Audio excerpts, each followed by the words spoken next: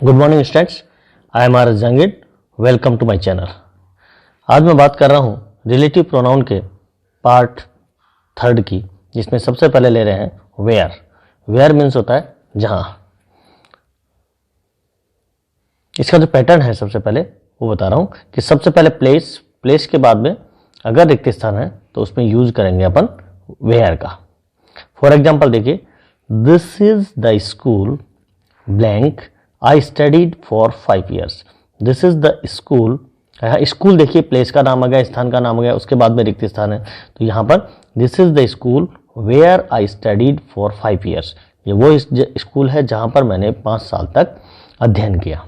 The house blank I am staying is very big. तो the house blank देखिए, house place का नाम आ गया, स्थान का नाम आ गया, स्थान के बाद में फिर रिक्त स्थान है, तो वहाँ किसका यूज किया अपन ने?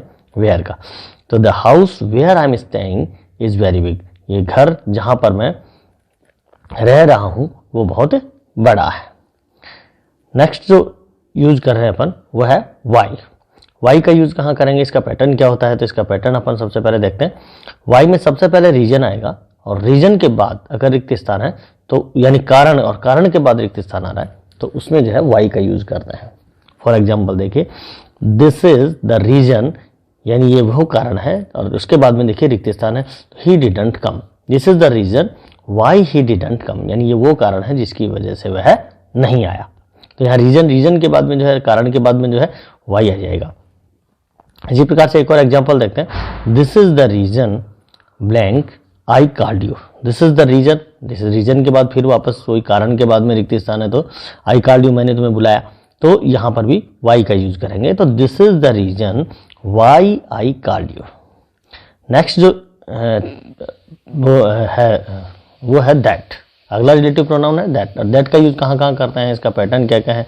तो सबसे पहले पैटर्न इसका लेते हैं कि superlative degree plus noun plus अगर रिक्त स्थान है तो उसमें यूज करेंगे दैट का। फॉर एग्जाम्पल देखिए कि Mohan is the tallest boy blank reads in our school.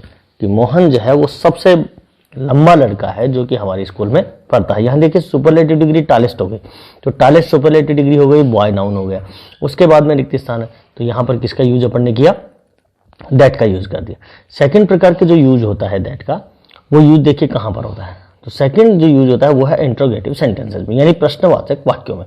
प्रश्नवाचक वाक्य अगर कोई है तो उसमें भी दैट का यूज करते हैं।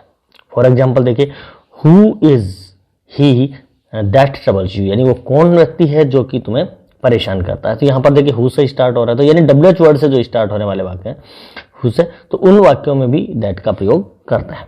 तो who is he blank that troubles you. तो हु इज ही, यहाँ ब्लैंक पे देखो हु से स्टार्ट हुआ, इसलिए यहाँ पर दैट का यूज किया कि वो कौन व्यक्ति है जो तुम्हें परेशान करता है।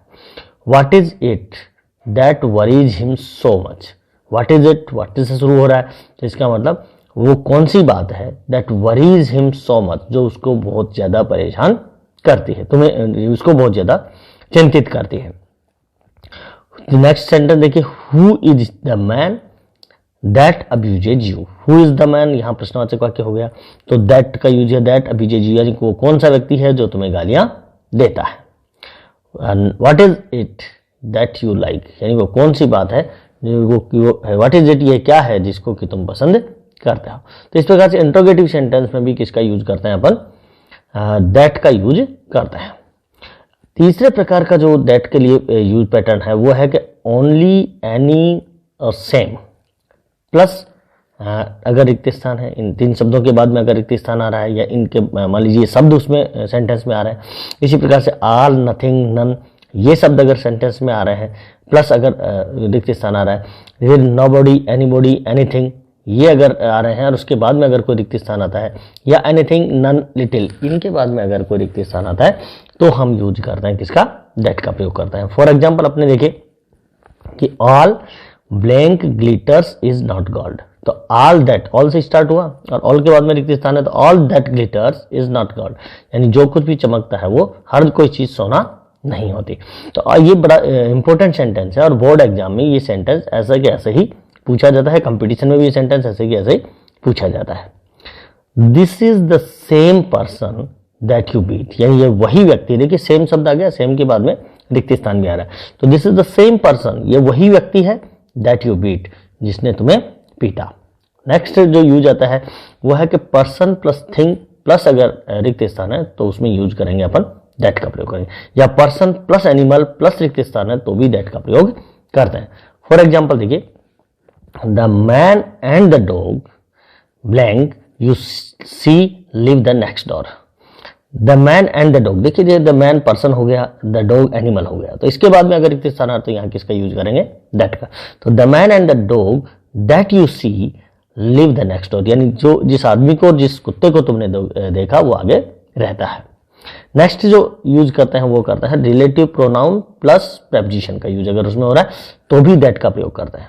फॉर एग्जाम्पल देखिए, I know the man blank, I know the man, ये रिलेटिव प्रोनाउन का वाक्य हो गया। फिर उसके बाद में अगर रिक्त स्थान है तो I know the man that you are talking about, about यहाँ पर क्या आ गई, प्रेपोजिशन आ गई। तो I know the man that you are talking about. और इसी प्रकार से I know the house that he lives in, यहाँ पर इन देखिए, I know the man relative pronoun हो गया और ही लिव्स इन, और यहाँ पर दैट ही लिव्स इन जो है वो क्या हो गया, प्रेपोजिशन हो गया।